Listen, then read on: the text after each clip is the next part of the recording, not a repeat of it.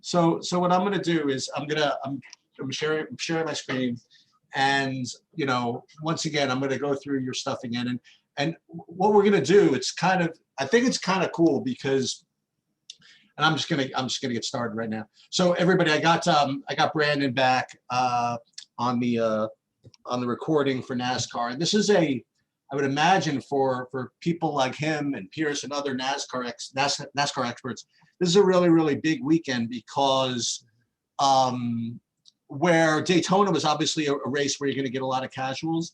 This week you have the NBA is going on All-Star break starting tomorrow. And so you have all the NBA degenerates like looking for something to do. And the people that really benefit from this are the NASCAR experts and the hockey experts. Now we're going to get all the NBA people that are going to be coming in there. And so what I want to do is I want to reintroduce everybody to the site a little bit and kind of my goals. And then I want to give Brandon kind of a real treat because he does this sometimes on his videos. He, at the very beginning, he'll go and say, okay, this is what like the casuals are going to think. And he goes through this whole thing and say, okay, so now that I know that, how am I going to fade it? Which is basically the way the way when I was first getting started in the NBA, this is what I would do. I would say, okay, this is kind of advanced when you think about it. I would say, okay, what do I like? And if I like it, probably everybody does too. So then how do I fade myself? You know what I mean? And then you overthink yourself and, right. Right. But so first of all, again, so, first of all, once again, Brandon Cruz, his YouTube channel literally is, I mean, as far as NASCAR goes, it's literally the best thing. And again, I see everything. I've subscribed to everything. I've watched all content, and him and his pseudo partner Pierce really do kind of put out some really, really good content. They charge way too little. All right. And even though they're both doing the same thing, like Pierce is like, listen, it's free unless you feel like tipping me for it. Okay. Same type of deal. Brand is like, it's free, but if you want to bone up for the Patreon, that's cool too. So when I first did this, when I first saw that you put the Patreon, I think I was the first one, the second patron. Yeah, you were one of literally the first or second. I'm not going to rest until this is 5,000 a month. Okay. So right now it's 281 a month. I want 5,000 a month. And to be perfectly honest, the majority of what he's offering, he's doing for free still. And like the incremental benefit of paying is not as big as I think it could be. But I guess that's the business model of Patreon is, if you like what I'm giving away for free, pay, or something like that. Yeah. So like the actual stuff that's on the actual Patreon account is they have, he puts his heat map out for a little bit, whatever. But I really still think that the videos are just awesome because he goes through his stuff. He's very honest, and he, he's completely generating GPP type builds and lineups. And so again, that's my overall plug. So what I want to do, and this is, I think, going to be kind of fun, I want to go through pretty much all three slates. And the way we're going to do this is kind of fun because I am going to give you a really big insight into what I think is the most important bunch of DFS players that you need to beat. Okay, because I know what people think. They're like, well, okay, well, the casuals are going to just click this button. I honestly, and this goes back to my poker days, like back in poker, when you played online poker, you didn't really need to figure out how to beat the people who didn't know how to play because you were going to beat them anyway, right? And likewise, you didn't really need to figure out how to beat the big experts because you're never going to beat them anyway. But the people that were just the real core that you had to figure out how to beat were like kind of like the semi-bad regs in poker. I feel as though in DFS and in NASCAR, what you really need if you really want to be expert and beat these things is you need to beat the type of guy who is going to subscribe to, say, Roto Grinders, subscribe to XYZ, watch some content, run an optimizer, you know what I mean, put together somewhat decent lineups, whatever it is, and to be able to pivot intelligently off of that group of people that know just enough to to make okay lineups. That's where, someone like you, Brandon, and Pearson, like the real experts, and also people like you are also very cynical about, you know, if everybody likes this, maybe I should do something else. That's where you're going to really benefit. So what I'm going to do is for all these, I'm going to go through like the way I would look at a lineup like this, and then we'll go back and you'll say, okay, well, this is what I think, and then, but he'll give you an idea of what not the public necessarily thinks, but what someone who's like relatively sharp like me thinks, but just not an expert in this, right? So like this is, and it's funny because when we talked about this last time, I was kept mentioning to you, listen, you think that people know more than you think they know. You know what I mean? Like people know less. And I still think that, right. And I mean I'm proven wrong every week, but I can't get them out of my like last mindset. week we were all concerned about how Ty Gibbs was going to be 70% owned, right? And nobody played him. Like after all that, yes. So this is like the way I look at, say, like the truck race. Now I've been looking for like a real easy, like a real normal race, but every race is kind of has its own little bouts of normalcy. Like here, I'm like, okay, so this is one of those races where Kyle Busch is in. He doesn't run in every truck race. He probably has 7,000 times the fastest car. They put him in the back. He's probably a lot to win, and they're pricing him at 15K. So sure, if you can get him in, I think that's probably a smart thing to do. So that would be like the first thing that I would think about to go and do that. And then I would like look at the board and I would say, okay, what else do we have here? So you have guys, and this is just the way I'm looking at it. You have guys that I've heard of, like Parker Klingerman. He's from the 40 hole, right? So he's got incredible place differential. You have Zane Smith and Austin Hill. I've heard of him. You know, they seem to run well. So those guys are good too. But then when I think of like roster construction, I think, okay, so I probably want to have some guys in the top 10 that, and if you try to figure this out, that maybe will lead the laps that are led before Kyle Busch inevitably just gets up there over the field, right? So the natural guy that I would just kind of just think of is like Sheldon Creed, you know, because he always just is really, really good, and he'll supposedly get around the bend roads, and so he's a guy that I would kind of throw in. And then I would look at like these other guys in the top 10, and you know, and again, so Nemechek, I myself probably wouldn't play. Crafton, I just remember somewhere you or somebody saying he was decent somewhere. This is like my thoughts. I'm like, so maybe throw him in the pool. Derek Kraus, I remember like even early last year, he was doing okay. So maybe he'd be someone to throw in. And then maybe Friesen, somebody like him to throw in. And then maybe Sauter, right? So these are the guys in the top 10 that I would kind of want to throw in. And then the next thing I would do, okay, I'd look at prices. I would say, okay, so can I get in, say, Kyle Busch and, you know, Klingerman? I guess not, right? So that's the way I would kind of look and think about it. And then what I would do is probably just run my stuff through the optimizers, right? And see what popped up. And normally what happens when someone decent does that is they get these guys in like the 5K range, and the real lazy people just say, okay, well, if that's what I get, that's what I get. Right? As opposed to what might be smart is just, well, maybe I should rebuild if the optimizer is just going to spit out these guys that I really kind of think have no chance, right? So then I'm like, all right, so that's what I'm probably going to do. I'm going to make my pool out of these guys. And then I'm going to think about, okay, so who's Brandon brought up before?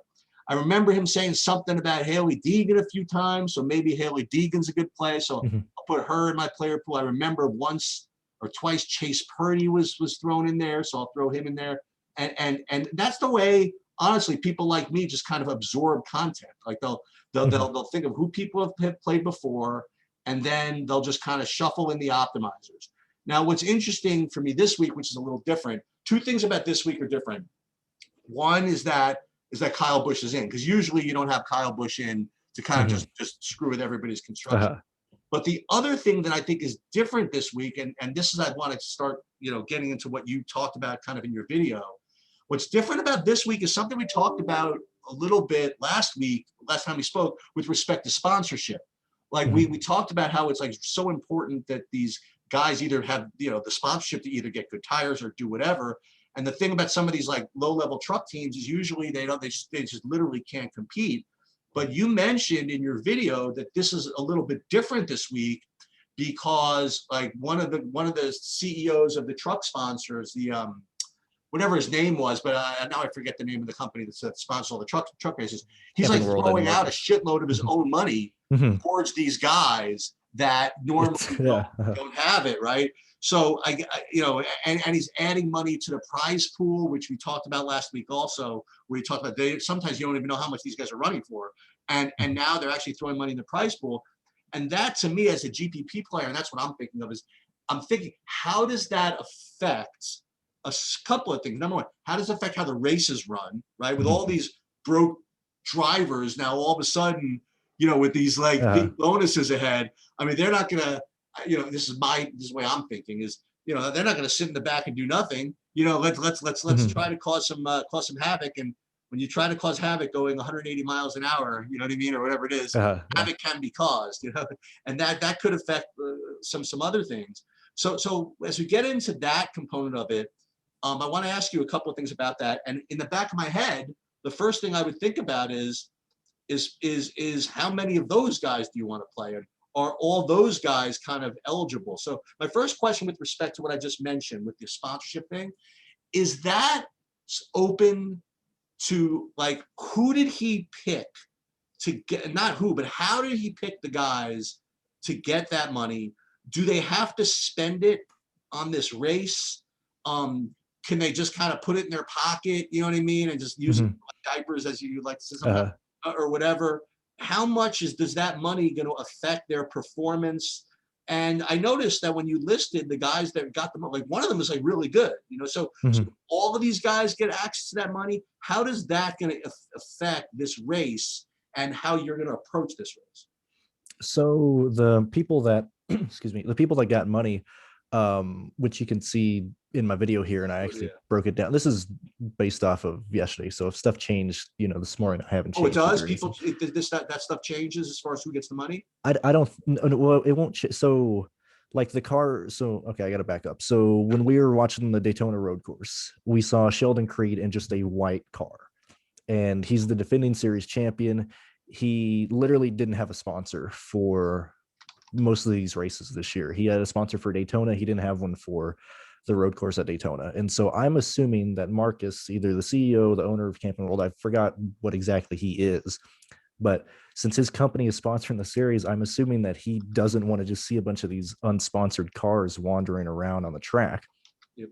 And so he put out like Monday around noon that, hey, if you don't have a sponsor for this week, let me know and I will sponsor your car, but you have to have like a Camping World wrap on your vehicle. And so Sheldon Creed, who didn't have a sponsor this week, who just happens to be in one of the best cars in the series, said, okay, let's do that.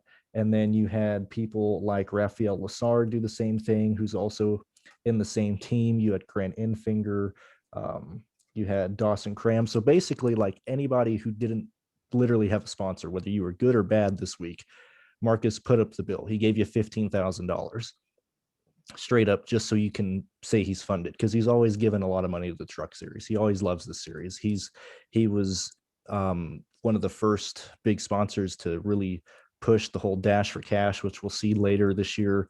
After a certain amount of races or at a certain race, depending on how you finish, then you're eligible to race for, $50,000-$100,000 later in the year. And he always does that out of his own pocket here. This is almost like a hybrid of that, to where he's given money to a good portion of the like the underfunded cars. And he's also given them like an incentive, and this is outside of NASCAR's normal pay in the purse. And he says, okay, if I sponsor you and you get a top 10 in a Camping World car, I'll give you an additional $10,000, which will equal $25,000. If you get a top 5, I'll give you another $20,000. So you get the $15,000 for the base sponsor, and then you end up with $35,000 if you get a top 5. Now, if he's sponsoring your car and you win the race, that $15,000 turns into $50,000. And so imagine if you're an underfunded team, like we talked about 2 weeks ago, and you're just like basically struggling to get by, and you're expecting Vegas to just be a normal week, to where, okay, I'm just going to ride around, not destroy the car. I'm just going to show up. And then on Tuesday, you're given the sponsor and you're told, hey, this might be the biggest payout that you can actually achieve this week. So I would actually throw all the drivers who are sponsored in Camping World into my player pool just by that default, because this might be their best chance to actually make a good amount of money this entire season. Let me ask you this, with the exception of the addition of the prize pool, like that 15,000, like what would the owner of, say, Sheldon Creed or Dawson Cram or Rafa, what would they do with that 15,000? So it all depends on the contracts that the teams have with the drivers, which yet again isn't publicized as which isn't a good thing. Like if it was a good thing, everybody would know. With certain drivers, I know in the past, like for like Landon Castle was pretty much the only one we've kind of understood what his contract was with Morgan Shepherd when he was kind of starting in parking for the Xfinity Series. So if he finished dead last and the payout was like $8,000, Morgan, the team owner, would give Landon 6,000 and he'd keep 2,000 just to buy a set of tires. And so it just depends on whatever their contract is. So say if they win the race and the contract says like, okay, we get 65% of the winnings for the team and you keep the rest. I mean, that I would imagine it's probably a 60-40, maybe a 65-35, maybe even like a 70-30 split between the team owner getting the big chunk and then the driver keeping the rest. So it's not like the money is spent, again, forgive my ignorance. So it's not as if the money is spent like on the car, you're making the car faster. It's more so like the team. So if you and I own a car, yeah, and our driver, gets a certain amount, he finishes in a certain position and say he gets, let's say $20,000, and we need money for the team. So we would take, the 13 and just put it towards the team in general, whether it's salary, whether it's parts, equipment, whatever the case may be, that just goes to the team. And then the driver keeps whatever we're paying him. So it's not as if this is why I was wrong. So it's not as if the money makes the car go faster, right? Like it's not like you can buy an extra set of tires to race with or make the engine better or anything like that. So it's not as if, say, Dawson Cram is now going to finish, well, aside from the motivation part, right? It's not as if his car is now better because of the sponsorship. No, and so being the fact that all these teams got the sponsorship like on Tuesday, it's not like you're going to buy a new motor or new equipment for this particular, like you're running what you have, you just happen to have money behind you at this point. I guess a good example would kind of be in the restaurant industry, to where like obviously you have to allocate money for salary, the inventory for all the food and everything. And if you get a COVID loan, it's not necessarily like, oh, I'm successful, I'm just able to pay for everything, I'm not having to struggle. That's really the same situation here. So these guys, so that was one thing I was thinking, okay, Creed, I mean, he's getting 15,000 now. Well, maybe he could hold off Kyle Busch. Now that he's getting more money, maybe he gets extra juice in his car, or that extra set of tires that we saw last week, or something like that, or something like that. So, all right, so that's actually pretty valuable information. So let's go back through now. So with respect to, say, well, let's talk about construction for a minute for this week. So what I said about Kyle Busch just kind of like weaving through the field, like in reality, like Kyle Busch, if he wanted to, now first of all, does he usually just decide in race, like, because I remember he had a couple of these last year, right, where he was in the trucks race. He just basically just decides whatever he wants and just kind of weave through the field and get to the front. And is it that easy? Number two, how many laps will it take him to do that? And number three, does he usually do that? You know what I mean? Does he do it right at the beginning? Or does he wait and bide his time, just knowing he'd do it whenever he wants? So before I get into that, I just want to touch on Sheldon Creed first off, just because he happens to be with the best team in the Truck Series right now. They just happen to not have sponsors for the car. And so Sheldon Creed actually has just a good car, for people who aren't aware. Like he should be a favorite to lead laps in general and compete for the win. Like he should be in the top 3 the entire race. It just depends on what Kyle Busch does. So Kyle, he just likes to race. Okay. And he's pretty much the reason why NASCAR put limits on Cup Series drivers racing in the lower series, because Kyle Busch was just good and was just killing the field for years and years and years. Well, now Kyle is limited to only, I believe it's 5 races in the Truck Series and 5 in the Xfinity Series before the playoffs. And so he has to choose, like he can only race 5 of each of those series. And so he's going to choose the tracks that he straight up has an advantage on, which are the 1.5 miles, the ones like Vegas, with the Cup Series and the Truck Series almost running a really identical package to how the cars act. That gives Kyle just a huge advantage in terms of experience and in terms of what the car is going to do. Like we've seen him when he runs in these races and when he's starting in the back here. I mean, he's going to force it 3 wide. He's going to be using lines that nobody uses just because he's that good. And I wouldn't be surprised if we see Kyle in the top 5, like within 10 laps, 11 laps. Very similar to what we see in the Cup Series sometimes when a good car gets sent to the back. You already see him in the top 20, within 5 minutes. I expect to see the same thing here with Kyle. Well, again, so when you're trying to make projections on this, right? I mean, if you're going to play a guy like, well, let's go back to it for a second. So Kyle Busch, if you had to pick like an odds for him to win the race, right? Would it be over 50%? It'd be over 50%. And the only times he hasn't won, like I think he's won 12 of the last 15 truck races he's been in. And the 3 that he didn't win was because of basically penalties from NASCAR, either speeding in the pits or, things like that. Like he hasn't had a car that shouldn't have won. Like anytime he won was circumstances either on pit road or he got damaged or he got wrecked. I mean, so outside of those, he should win. So I mean, we talk about this, right? So he's probably going to win, right? So I asked you a couple of weeks ago, like what type of chalk is fadeable versus what type of chalk is unfadeable, right? So the first thing is that DraftKings certainly, they did their best, right? They made him 15,000, right? So I mean, it's a salary cap format, and you have to fill out six positions. And what this reminds me of, before I ask you how fadeable it is and what what could happen. And I know if you watch your videos, you'll talk about this. People will hear you talk about this more. But how do I put this? It reminds me of an NBA slate where someone's a really, really, high-priced favorite, high-priced guy who rates to score a lot of raw points. And even though he's not going to score, say, 6x or 8x or something like that, those raw points he's going to put up is going to be just really, really difficult to eclipse. So what ends up happening is people will get all hung up on the fact that these other guys, right, might not. They get hung up on this whole point per dollar thing. They want to get all these guys to get 6x, 7x, or whatever it is. But yet in the end, I mean, you just have to get more points than anybody else.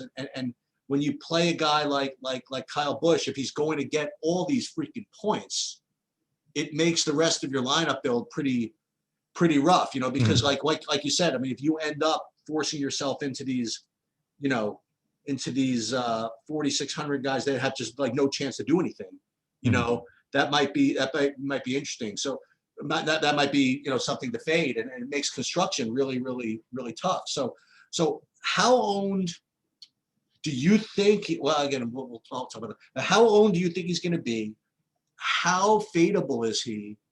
And like, what are the routes for him? Because if he doesn't win the race, he's not in the optimal, right? Mm-hmm. I mean, like, I don't think so. I think he could. Okay. I think he could still be optimal and not win the race. I think if he finishes second and have fast laps, I think he'll be fine. Right. So what? How fadeable is a guy like this? What are the paths for him to fail? And this is the way I'm thinking about GPPs. Mm-hmm. So, and this is coming from me who has very high risk tolerance, and so a lot of the times I'll fade people that I think have ownership that have a high chance to not work out. Whereas with Kyle Busch, I think you have to play him with just his upside. So in the past, we've seen Kyle Busch be 15,000, 16,000, 18,000. I think the highest he ever was like 18.2 or something. And that's when we were qualifying. So he would start off, in fourth place, second place, first place on the pole, whatever the case was. And he would have to lead laps to at least, hit like a 4x value or like a 4.9 value. Whereas here we're getting him at 15,000 and he's starting in the back. And so he's starting, what is he starting? 29th? 29th, yes. Yeah. So I think, I mean, by default, he's going to be in the top three. So automatically give him 20 place differential points. The only person that's going to come close to that is going to be Parker Kligerman.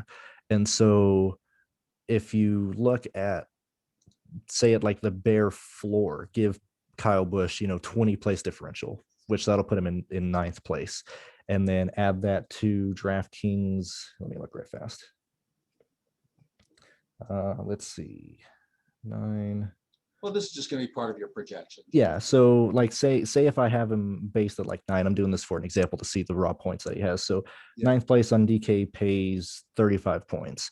Add the 20 points that you get from place differential, you're already looking at 55 points from Kyle Busch right then and there, and that's without any fast laps or anything. Right then and there, you're seeing that Kyle Busch just projects out as the person that's probably going to score the most points. And because of that, the 15,000 isn't like he can pay the 15,000 off on pure place differential alone. That's not including him leading the race. That's not including him winning the race. I mean, that's bare top 10. And so I'm completely not concerned on if he gets 5x or 6x, because we've seen him be optimal at like 4.8x, at 5.1x. But it's just because, like we said, he just soaks up all the fast laps and laps led. He just by default ends up there with the most points. So I'm gonna tell you, and you probably know this already, that there's gonna be one really main build that people are gonna try to do, and they're gonna try to tell this narrative exactly the way that makes sense. They're gonna say, okay, Sheldon Creed gets the lead as long as he can, and then Busch just kind of takes over. Mm-hmm. And I think people are going to play both these guys together. And try to make a build like this work.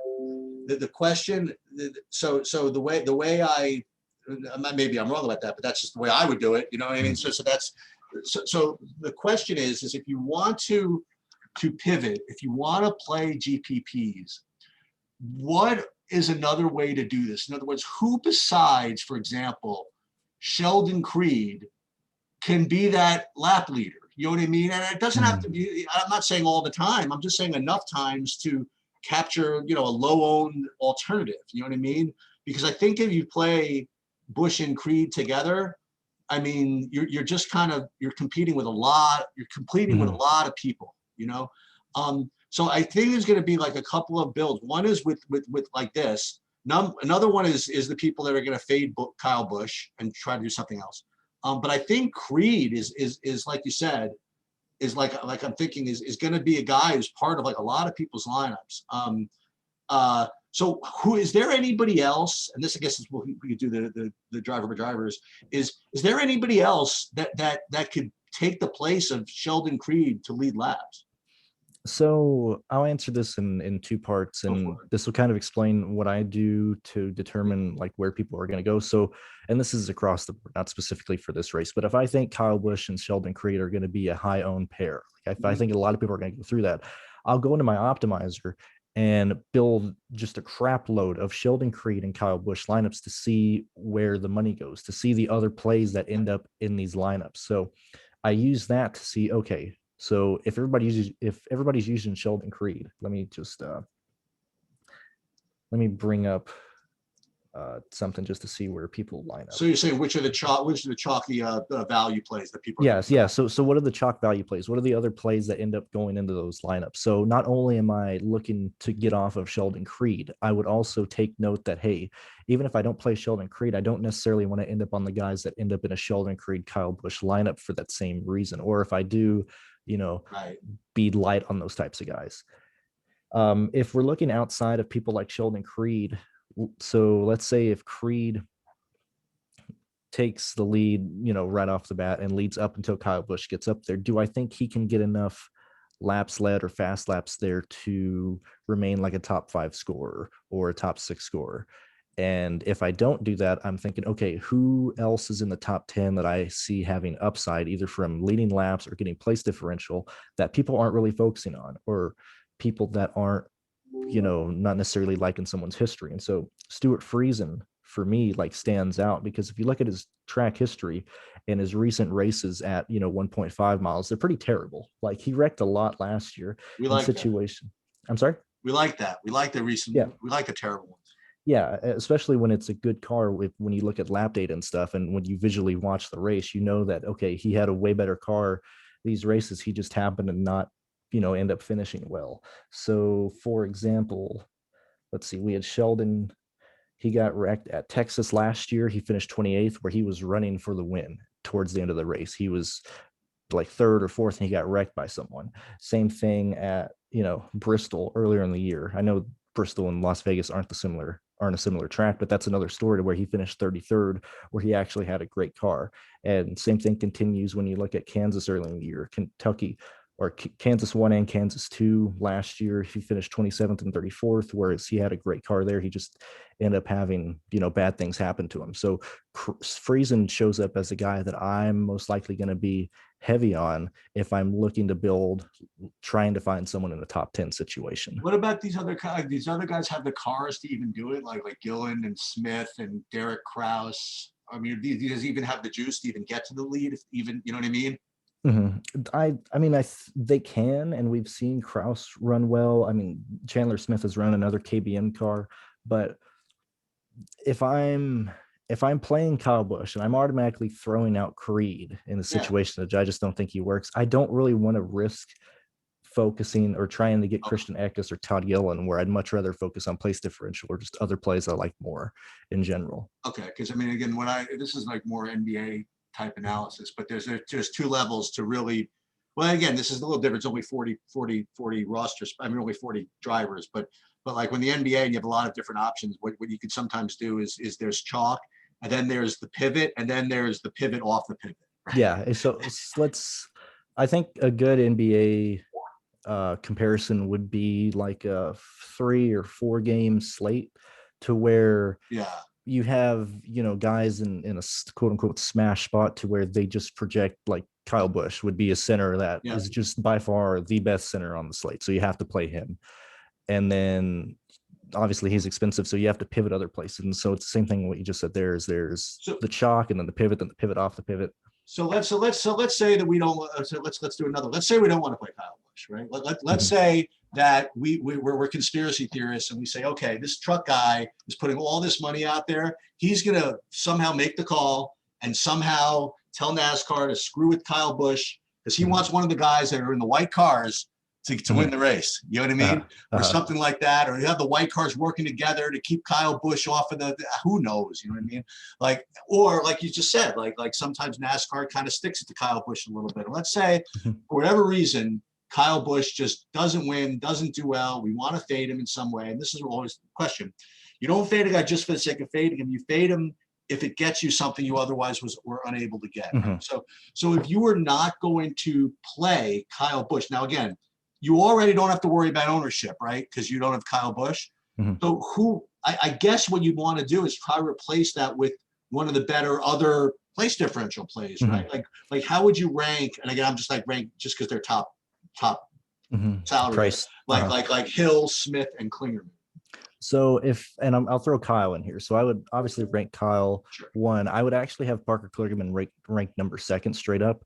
And then Zane Smith would be 3rd. Austin Hill would be 4th, just because I think that's where those cars are. And in terms of possible DK points, I would rank them there. So if I wasn't going with Kyle Busch, you better believe I'm going to have a lot of ownership to Austin Hill, Zane Smith, and Parker Kligerman, because not only does Kyle Busch not work, that means that, okay, he's not going to lead laps. Or I guess you have to ask yourself, if Kyle Busch doesn't work, how bad does he not work? Does he just not win the race? Does he finish 9th like I expected? Or does he get wrecked?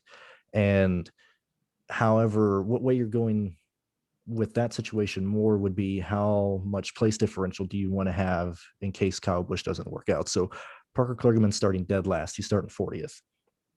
I think he has the highest ceiling out of these 3 drivers, Austin Hill, Zane Smith.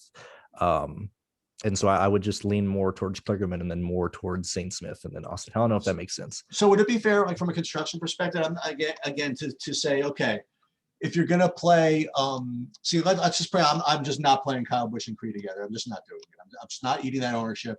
So I'll either play Kyle Busch with one of those other guys in the front, either Friesen or I guess the Friesen was the top guy. Let's just say, okay, let's just say you think Sauter could be of that type also. He's even cheaper. Let's just say you get one of those guys. So then you play Kyle Busch with one of those, or you could play Creed, for example, if you fade Kyle Busch with one of these other place differential plays like Klingerman, Hill, and Smith. Or if you really wanted to go, double fade, you could fade Creed and Busch. Then you could play what's his name, Friesen or Sauter again with those place differential plays in the back. Again, it depends on, I guess, on your level of risk tolerance. What about so those are like kind of the main staples. So again, I don't want to go through like all the picks, whatever, but there are a couple of guys that you mentioned. Well, who would be the other guys maybe that, I don't know, maybe people aren't on people's radar that you would kind of fill into your lineups or something like that? I mean, you don't have to like go two into it. Just give me a couple because I want to go on to the next place. Well, I like Brett Holmes a lot. Okay. I've never heard of him, so he's going to be probably low on. Yeah, and so I think of that, and he's been a part of the ARCA series, which isn't as good as it was, but he's the champion of this series. He actually has the money. He's one of like the 4 or 5 teams in that series that actually runs well and that actually shows up with good equipment. So obviously he's going to show up in his own truck, but if he has the best equipment in the ARCA series, he's going to have at least, middle tier, equipment here. And I would see Brett Holmes at least fighting for a top 15 here. Because of that, his price just doesn't add up. Like, that is way too cheap. And I understand why it's like that, because the DraftKings algorithm has no history on him. So you can't, and he's not in a good car, or DraftKings doesn't know what type of car he's in. So that would reflect the price tag he's at. So I really like Brett Holmes, and I would much rather have him over other people in the back like Jesse Woogie or BJ McLeod that I think are going to carry ownership. Just because people recognize and people see that they have the Camping World sponsor on them, to where I think Brett Holmes kind of falls, behind everything like that. So if you guys want more in-depth stuff on all these guys, you can go to his site and go to whatever. But I think, again, I mean, you could build lineups again, and it's just like any other sport, man. Like, you figure out what the chalk builds are going to be, and figure out how to pivot, and figure out how, when you're pivoting too much.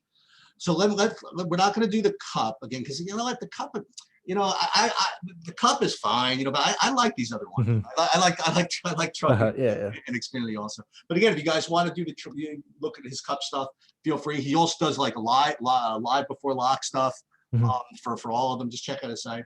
So again, let's look at Infinity Series, and I'm going to do the exact same thing. Okay, this is good. This is like the more normal type of race because for me, because Cup Series for me is just like kind of like a war out there, but at least the Xfinity guys, like, there's some shitty guys, there's some good guys. There's no Kyle Busch in this one. There's no secret sponsorships and stuff like that. So this is the way I look at it, right? So first thing I look at is that Tyler Reddick is from the 40 hole, and Noah Gragson is from the 34 hole, and I'm so like harness racing now.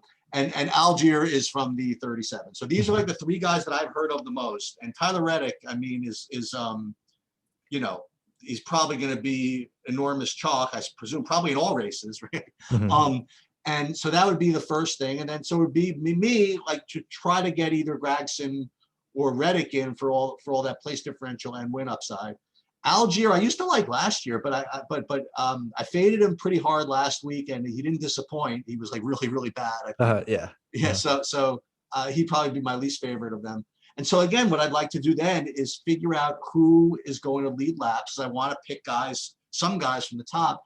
And the first guy again that stands out is Austin Cindric. He's the most famous guy as far as I'm concerned in my history in the Xfinity Series. He always seems to have the fastest car. He always starts around here. He always leads laps. So in a sort of similar way to the way I analyze a truck race, with Creed, I'm like, okay, even if like Gragson and Reddick and whoever will eventually win, Cindric, will certainly has a chance to lead laps. And I think that obviously the differential between Cindric and these other guys as drivers and cars is not even that big of a deal. So he could actually easily go out and wire the field, as they like to say in harness racing, and do whatever. So I presume that he's going to be, someone I would think about. But then again, now that I'm starting to learn a little bit more about NASCAR, whatever, I might be in a little too cute for my own good. is I think, okay, so who would be the pivot off of Cindric if I wanted to play someone in that top 10 or 12 to lead laps? And the two guys that I would look at, which is just me, would be Brandon Jones and Haley. Okay, like both these guys like flashed signs over the last couple of weeks or whatever for me, and the last week. So again, pivot off of pivot. So Cindric probably popular, maybe Pitt, maybe one of these two guys. So those would be the guys that I would kind of look at and get to set up the race. Then other guys that I just kind of remember, like I had a lot. I know you were on this guy last week, so I played a bunch of him, and he had some moments. This Josh Berry last week. I don't know from the 9 hole if it's a little bit too ambitious, but so I just kind of threw him in my player pool. Gray Galding, I remember playing him sometimes, and he's in the 36. Bailey Curry, remember you liked him, and he's really cheap. He's in the 39. So I would kind of start with that type of thing, and I really think that just scrolling down the list, I feel as though that's where most people like me would tend to gravitate. Like Allmendinger, I don't know if, again, I he's good, but I don't know if the 10 hole is the right spot for him. So given what I just said, I mean, what's your overall view of the race? What did I say that was like really, really stupid? What did I say that's obvious? You know what I mean? What are your thoughts on anything I just said about this race? So I'm gonna talk about this race, focusing a lot on Homestead last week, not necessarily how the cars did, but how DFS players went in general and what lineups ended up going well. And so last week, obviously it didn't work out for me because Gregson wrecked, but I full faded Tyler Reddick. I did not project him to lead laps. I did not project him to get fast laps. I projected him to be outscored by people like Gregson, by people like Ty Dillon, people like AJ Allmendinger. So what happened, and I still project him well. I think I had Reddick for like 74 points, and I think he ended up with 80. Anyway, the point is if I didn't play Reddick, I looked at it, how does he work? Well, that means Gregson has to wreck. AJ Allmendinger has to wreck. You need people like Ty Dillon, Harrison Burton to have a bad race. Well, what happened? Obviously, Gregson got wrecked at the very end. Ty Dillon had a hole in his radiator. Harrison Burton blew an engine last week. AJ Allmendinger got wrecked on the final restart, so he went from like 4th to dead last. So everybody in Tyler Reddick's price range busted because of how the race played out. And so Tyler Reddick, by default, in that price range, outscored them all because literally everybody else wrecked. I think this is a very similar situation to where I'm not projecting Reddick to get a lot of fast laps and laps led. That's just straight up. And a lot of people did that last week, and I think they'll probably do it again here. So I'm probably just going to fade Reddick again and be heavy on drivers like Gregson. I think AJ Allmendinger can have a fast car. We saw him leading last week. Like I said, he just got wrecked on the second or last restart and lost all the positions that he had. But the place differential that a lot of the guys in the back offer can easily, rival what Tyler Reddick has. And when you have Cindric, who's in a very similar situation to last week, to where last week he started first, finished 6th, led 63 laps and had 26 fast laps. He's practically in the same situation here. And he's starting to where I don't see anybody else really contending or trying to battle him. So I would yet again have Cindric projected to lead a lot of laps, and then have Gregson, people like Allgaier, people like Ty Dillon, Harrison Burton, AJ Allmendinger to get up to the front and be top 6 drivers and compete to lead laps. And so that would give them place differential and also fast laps and laps led. So with respect to leading laps and things like that, I can't help but think back to last week, that how big of an impact tires were on what was going on. Like basically, if you wanted to win a stage or to lead laps, you just had to just drop to the back, change tires, and then drive through the field. Right? Like, basically, like it literally, like it didn't matter who you were. I mean, you had the fast tires. You were blasting through. I wonder if it's the same this week. And second of all, so Cindric again. And you answered my questions, like you don't think, and again, there's no absolutes in NASCAR. I only mentioned because of ownership. Like you don't think the chances that say Haley or who's the other guy I said, Brandon Jones on just pure driving and car ability, can get around Cindric enough to take over that lead? I don't think they can, and even if they do, I think Cindric has a much higher chance of getting back and leading a good portion of the race. And I really want to chase the place differential that I think a lot of the good cars in the back have. So it's either Cindric for me leading early or a pure place differential plays. So you can win. So you can win a GPP without guys in the top 10, is even at not non-Daytona races. So it yet again, it's different this year because they're not qualifying. The people that I project to possibly lead laps just happen to be people starting 22nd, 10th. So they can get past all these guys, huh? Yeah, so I think it's the same situation as Kyle Busch in the Truck Series. So I project him to lead laps. I have Gregson projected to lead laps. I think he gets up to the front very quickly. Gregson is going to be extremely mad about last week, and he's going to be a contender. He's going to fight for this win. So, I mean, that's just how I'm kind of breaking down people leading laps. So for example, if I have Brandon Jones, if I expect him to lead, 5 laps, well, I have Gregson projected to lead, maybe 5 or 10 at the very least. And he also has the place differential. So that is just going to outperform anything that Jones or someone like Daniel Hemmer can do. If you fade Tyler Reddick, I mean, you're pretty. I imagine that Tyler Reddick's going to be real. I mean, just uber chalk. No, I mean, he's starting in the back. He was basically going to win the race, the Cup race last week, right? Mm-hmm. I mean, he wasn't going to win, but I mean, he certainly had the fastest car at the end. And so if he's going to be 40, I mean, he's got to be the most popular driver on the slate. So if you fade him, I mean, again, I don't want to get too cute. I don't want to fade Cindric for the sake of fading Cindric if I'm already fading Reddick, right? Mm-hmm.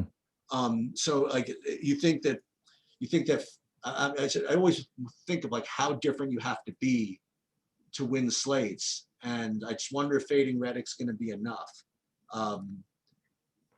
But we're gonna find out. I think I'm totally into the idea of all this place differential though. All right, just again, we do have time to do a little bit of a cup, but give me like one other guy again from here. I mentioned Josh Berry. I guess from the 9, he's going to be kind of rough.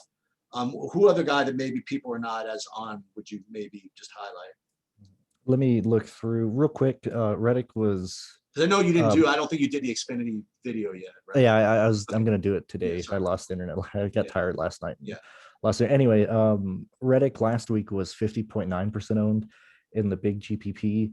I think we're going to see very similar ownership, if not more, because of how many people are going to say, he was great play last week. He worked out despite the fact I think he had 8 laps led and 2 fast laps, which is pretty poor in terms of what people thought he was going to do.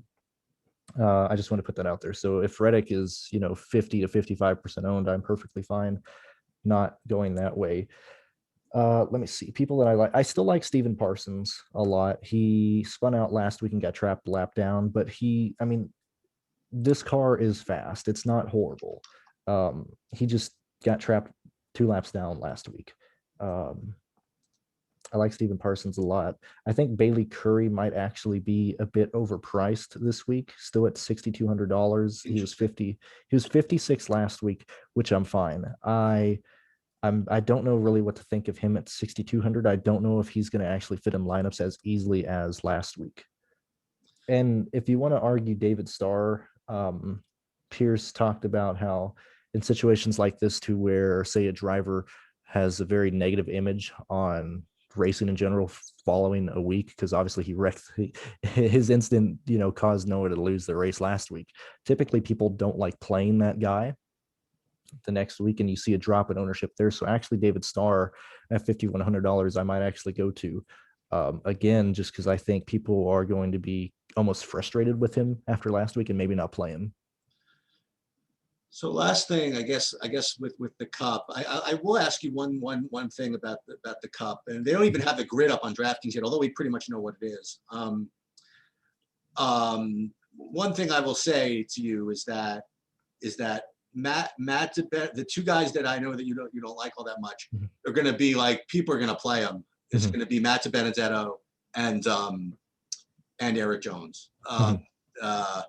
And I hope you're wrong about Cole Custer being chalky, because I want to play. I want to play him. I hope not, but I think think- it's more so people go to Custer just in the price range. I don't think I it's guess. necessarily everybody. It's not a situation where everybody loves him. It just ends up. So tell me real quick. I mean, because I remember you were totally off, not off the guy, but you did. I guess that's what's different, like week to week. Like you didn't like the guy last week, and you like him this week. What's the difference this week for Kyle Larson?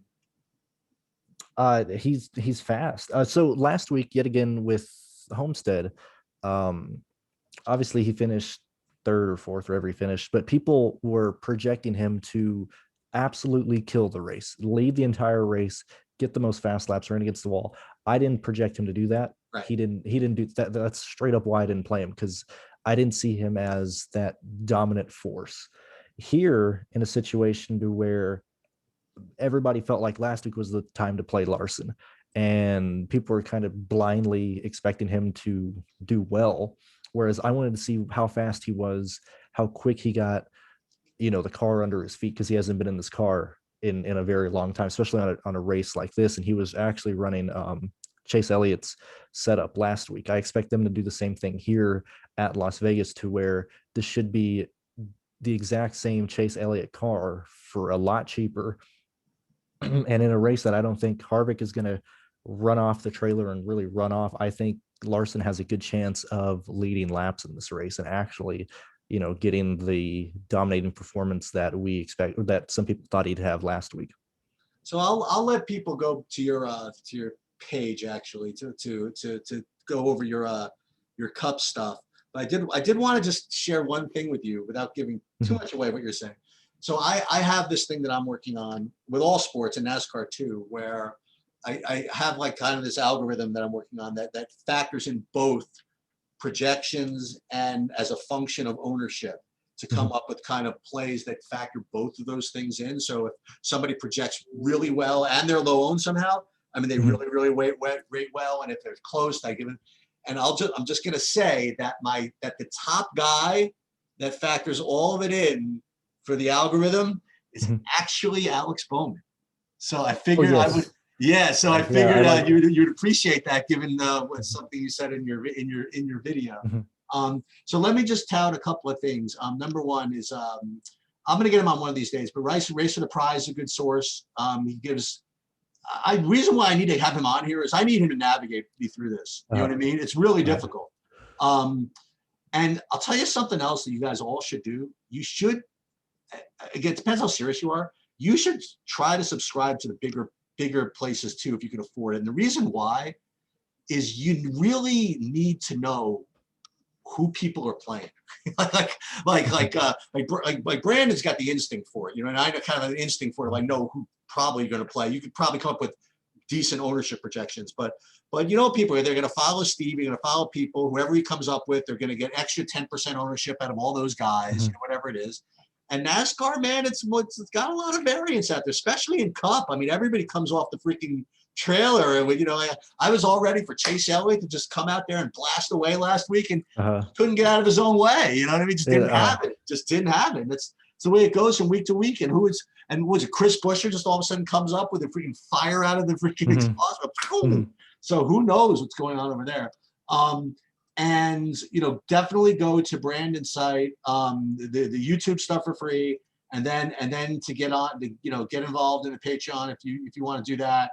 And again, I am going to have him on as many times as possible till this gets to 5,000 a month. And I just want to tell you guys, and this should, if it's not clear, I have no business relationship with Brandon at all. I get no affiliate fees for putting people over there. I don't, you know what I mean? I'm only doing this again, people ask me what I do and who I follow and how I build my lineups, and the guys that I think that you guys should be following, I'm just going to tell you who to go to, and who I go to. So I'm not going to get compensated for this at all. And again, I am a paid patron on patron number 2, I think, on Brandon Cruz CFS. And you guys should really, and look, if you, and this is so funny, it's I almost feel like a real commercial. If you go to his videos and you go through them and they're not of value to you, then really don't subscribe, whatever it is. But I'm just telling you that from what we do here, which is respect to GPPs and not just like catering to the masses and trying to figure out chalk, whatever. I think Brandon is he's honest. His site is honest. And I'm going to continue again, like, you know, certainly not friends or anything like that. We come from probably two totally different worlds, but as far as my ability to make money doing this, Brandon's and his place is a big part of it. So that's all I got for you. And, you know, if I wanted to, I could very easily make, you know, 4-minute videos, not going in depth at all, and just, you know, make, you know, pick videos. And that's not what I want to do. I like really diving down and talking about all the ins and outs of this stuff, things that I guess some people aren't aware of or some people don't look at. And, you know, I try and be as honest as I can, especially I even like on my Patreon projections, like you've seen, even people that I'm personally not on. It's not like I project them to do jack shit, you know, like I still project them to do well. I just happen to not be on them or situations like that. Two other games, and then we'll finish stroking Brandon in like 2 seconds here.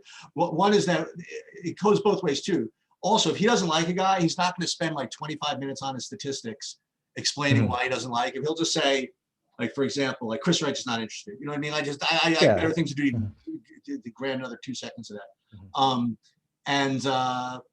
Yeah, I guess that's all I had. So good luck everybody this week. You know, I don't need first. I just want second. I'll let Brandon get first in this thing. And we both are playing the same thing. I'm just playing. I don't know what Brandon play. I don't know if you ever play the bigger ones. I just play the 8 like everybody else. I just play the 8 or the 11, whatever it is. And Brandon's more than happy to get first. I'll be more than happy to take second. I will say this towards the end. If you guys do have the budget, the 33 contest for the Xfinity and Truck Series is interesting, not only because it offers a payout that is actually not trash. You have a chance to win. Yeah, like, so you like Stevie's in there, I'm in there, depending on the week. You have a lot of the guys who actually take this stuff seriously and really put a lot of money into it. And it's interesting to see how they perform in that contest, because it's a 5 entry max at $33, and you can really see like the best of the best lineups in there, because that's typically the guys who like I said, like Stevie, for example, he's always in that, and I'm always interested to see how he makes those types of lineups in such a small GPP while also playing like just great plays. One other thing, and then again, this is what I forgot to mention. This is Brandon stuff from last week. I just show you as an example. And I don't know, you know, this is neither right nor wrong. Okay, I actually like this. Is that Brandon doesn't, when he gives his projections, they're not median projections. In other words, they're not, you know, over the course of, it's really how I think they're going to do today. Yes. I mean, yes. And yeah, that's why he'll come up with like, you'll have XYZ as 0, XYZ is -4. Is he going to get -4 every time? No, but I happen to think that today he's going to get -4, you know, and we're not projecting over like 5 million simulation. We're projecting like what I think right now. And the fact is that the way results distribute, you're never going to have a situation where everybody makes their median. You know what I mean? Like someone's going to get this and someone's going to get that, you know? So the reason I say that is if you're going to use his projections, I would not just, how do I put this? Use them alongside of themselves. In other words, I would not try to like average those with another set of median projections, because when you're mix matching median with what's going to happen today, you get like weird math issues. So, but I would totally like, and it's fun if you run Brandon stuff through an optimizer, your lineups are going to say, I'm not playing this. Yeah. And so those are the ones you probably should play. The ones where you should. I'm not playing this. Yeah. So those projections are literally the numbers I use to make my lineups. That I think that I'm obviously, you know, I've said before, you're paying to see what I do, and so the cup projections are exactly what I use. And if you can go ahead and show them last week's so we can go over it real quick. And so like those are the projections that I use to make lineups. That's what I'm putting into my optimizer to spit out certain lineups. And then when you scroll down and see the heat map, that's when I break down of, well, this is how I would use each driver. And then I also put them here because I had some people want to just copy and paste them, and that makes it easier. And the other thing I will say, what I do, and listen, and honestly, the best way to make use of Brandon stuff, and not quite yet, because it's not, well, you have to start somewhere. The Discord channel, you should, as much as you can participate in there, the better, okay? Because the more that grows, with actual quality input, the better that becomes. Once it gets too big, then people just start spamming. It's a disaster. And if you could just somehow just always like be, because I always, when I'm on there, I try my best to not say too much, because I honestly don't know what my input is worth. You know what I mean? But on the other hand, I want to try to stimulate conversation a little bit. You know what I mean? So I'll throw it on there. So you should totally get into that Discord. And there are a couple of guys. I mean, to date, most of the guys in there seem like kind of whiners, but there are a couple of guys that throw in a couple of good points. And one thing I'll drop in there, with respect to your projections, is I do this every week. I run your projections and mine through that algorithm with ownership and stuff, and I'll say what I think of the best, Brandon plus ownership plus whatever plays. And look, between all of us, maybe somebody will come up with something. Between everybody in Discord, maybe somebody will win. Yeah, and it's like, even it's different projecting finishes, and in terms of who, like, for example, last week I projected Chris Buescher to finish 20th. Where did he finish? I think he finished like 23rd. I just didn't project him leading the first half of the race. That's true as well. So I try and give as much insight to how I think people are going to do as possible. All right, good luck, everybody. If I'm probably going to put my own little video out there on my own Discord, like usual, just kind of like summarizing everything towards the end of the week. But thanks again, Brandon, and hopefully we'll do this some more often. No, thank you, Eric. Thanks for having me on again.